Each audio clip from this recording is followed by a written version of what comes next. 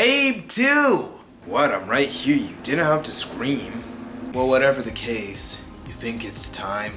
Time, huh? Like old dry winds go by? Yeah, exactly that. Old dry winds go by. Looks like this will be a long video. Okay, whenever you're ready.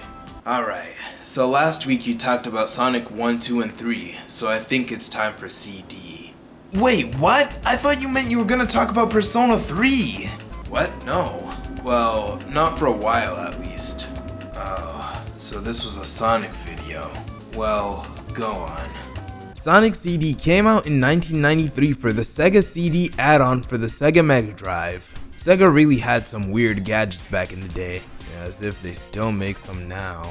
This makes it the third main Sonic game, where development started around the middle of the second game. This game was developed by the Japanese division of Sega, who you may recall from the last video were the other team that was focusing more on the Sonic spin-offs, where the US division were focusing more on the main games, at least until Sonic 3 and Knuckles. For this game, the director was Sonic's co-creator, Naoto Oshima, who actually wanted to go to the US as well. The most interesting thing I found about this game's development was it actually started as an enhanced port of Sonic 1 before changing into the game we all know. With the fact that this game started off as a port of Sonic 1, you can most certainly feel that in its gameplay. As far as the game controls, the only new thing to a Sonic game is if you were to hold up rather than down and press jump, instead of a spin dash, you'll do something called super peel out. This is basically a way to build up speed that isn't spin dashing.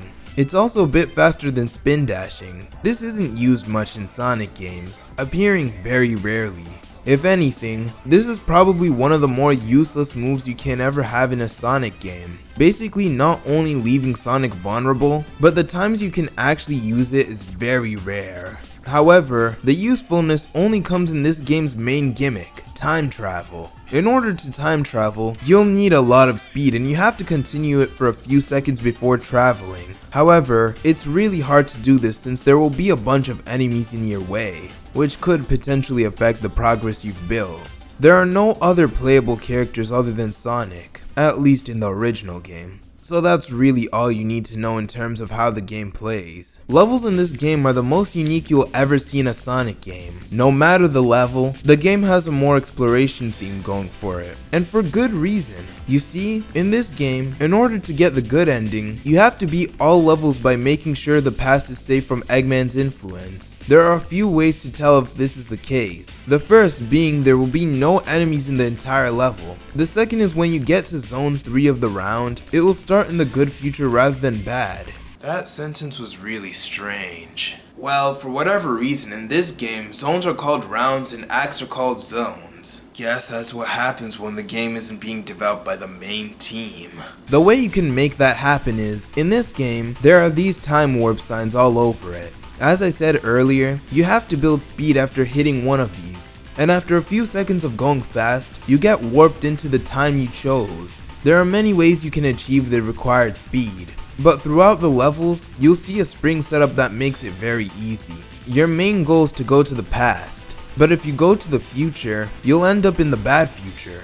And as I said, in order to get a good future, you'll have to rid the evil in the past by destroying the robot transporter in that level. These are what make the game feel more like an exploration game than anything else, as these are hidden within the level. Backtracking would be necessary if you missed it. Believe me, I have a couple of times. But once you destroy one of them, the past will become pretty peaceful as there will be no more enemies in the level. Within the past, you can also find these Metal Sonic holograms, but they don't really affect the cleansing of the past. Alternatively, if you just want to beat the levels quickly, you can just find all 7 time stones, which are the equivalent to the Chaos Emeralds, and after you do that, the past will always be peaceful, regardless of destroying the robot transporter. With that in mind, these levels are actually really short, with the exploration actually extending it, but the hardest to traverse had to be Wacky Workbench. Just as the name implies, it basically flips what a Sonic level is upside down. Typically, in Sonic games, it's better if you're at the highest point of the level, but in this level, you will want to be at the lowest point at all times. There are 3 zones in each round. and you only need to go to the past in the first two. The third zone will always be set in the future, and as I said earlier, depending on if you fix the past, the future will either be good or bad. Every third zone, there will be a boss, and I've gotta say, these are some of the most unique bosses I've fought in classic Sonic. I mean, in one of them, all you have to do is run forward and destroy it by grinding it. Like, it's a genius way to incorporate Sonic's strong points for a boss fight. That being said, these are probably the easiest bosses in the series as well. As creative as they are, they never truly felt challenging. I guess only needing to hit Eggman 3 times really makes you understand why it's better if they left it as 10 times instead.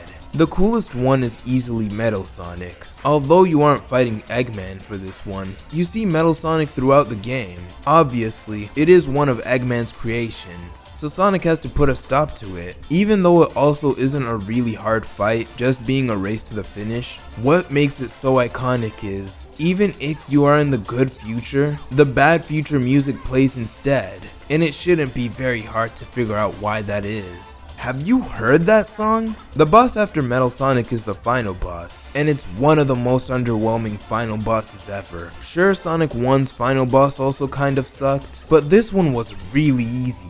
I remember when I beat it, I was like, that's it? I was pretty shocked at how plain simple it was. It was actually a lot harder to get to the boss than actually fighting it. Believe me, that level was a boss fight in itself.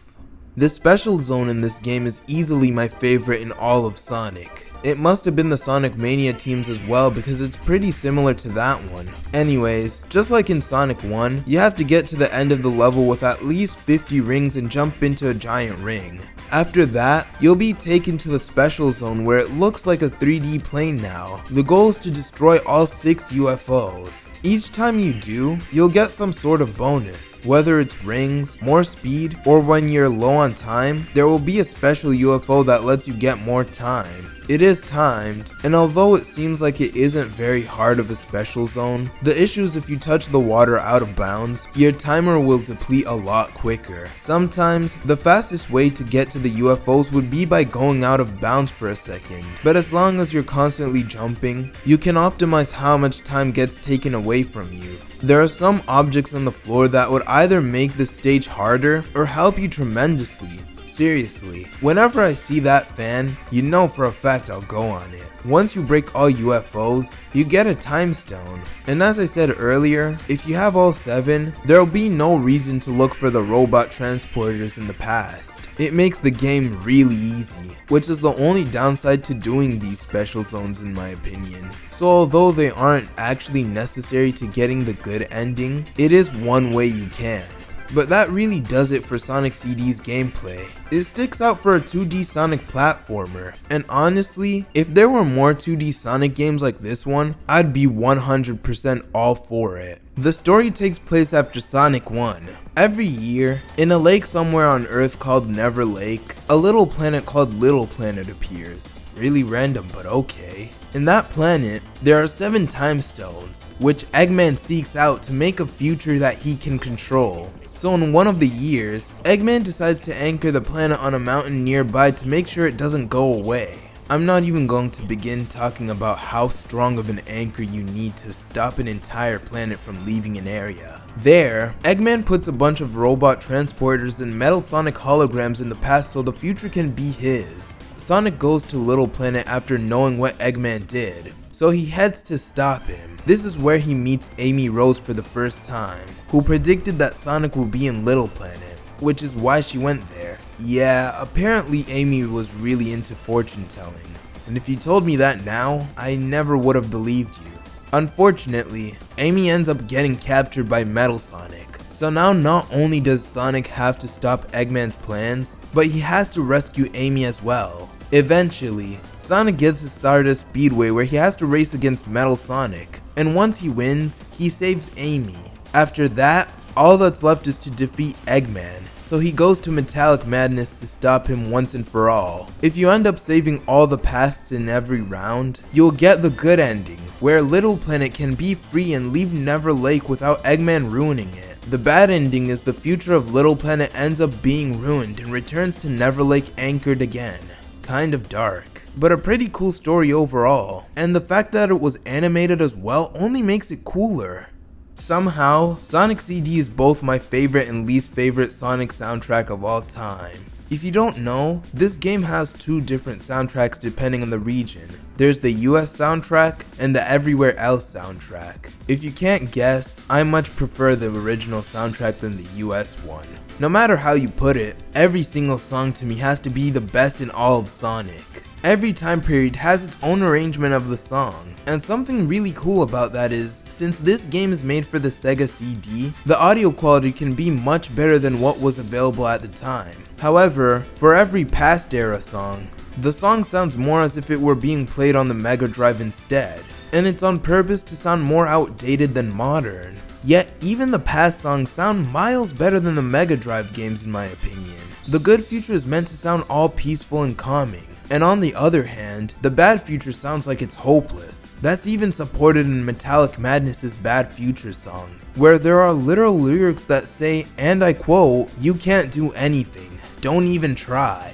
It doesn't get more blunt than that. No matter the song in the game, even the special zones, the opening song, or the credits, they are all so good. When I replayed this game and got to Tidal Tempest, I literally didn't go very far in the level because I was just listening to that song. However, in terms of my favorite song in the game, that's a really tough one. If I can say all, I would, given that I'm always in the mood for any of them. However, if I really had to choose, I have to give it to Quartz Quadrant Present. It has to be one of the coolest songs I've heard in Sonic, let alone classic Sonic. But again, I can literally give you a list of good things each song has going for it. The Japanese soundtrack was composed by Naofumi Hataya and Masafumi Ogata, who are both composers at Sega, or at least was in the case of Masafumi Ogata. But I've got to thank both of them for making my favorite soundtrack in all of Sonic.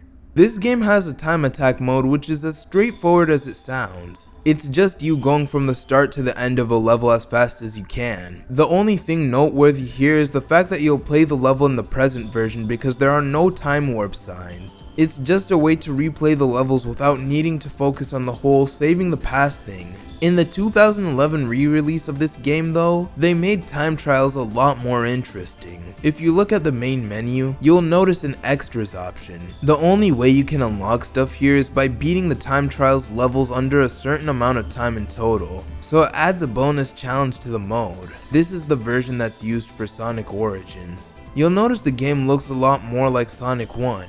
Sure, there are moments that look a lot more advanced in graphics than the other Sonic games, and the sprite work looks a lot better than the first game, and maybe even the second game, but more or less still looks a lot more like the first game graphically. Overall, there isn't much about the game I have left to say. However, this isn't a perfect game. There's a lot in it that I think could have been better. For example, the whole time thing is cool and all, but when you're playing through the game, you're never really in the present.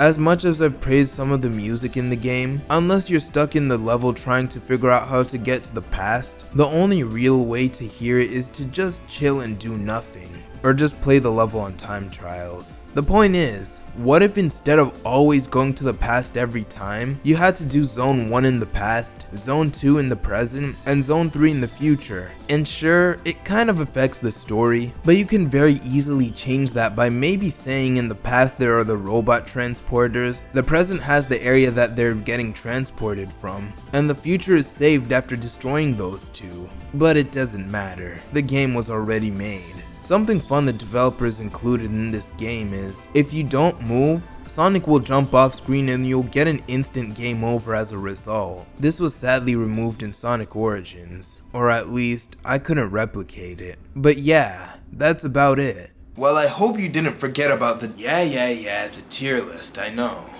I'm not going to waste time here. This game is easily my favorite Sonic game thus far, so I'll put it in S tier. No matter how you look at this game, you must agree that this is a very unique Sonic game. I kind of wish there were more Sonic games that took a more adventurous approach in 2D like this. However, many of them fall into just going from point A to point B with unique level design. I haven't played Sonic Superstars yet, but from what I've heard, it's a pretty plain game same for the most part. So who knows? Will we ever get another 2D Sonic game that has a main gimmick that makes it unique from the others? I guess Sonic Rush is kind of like that, but again, I haven't played that yet.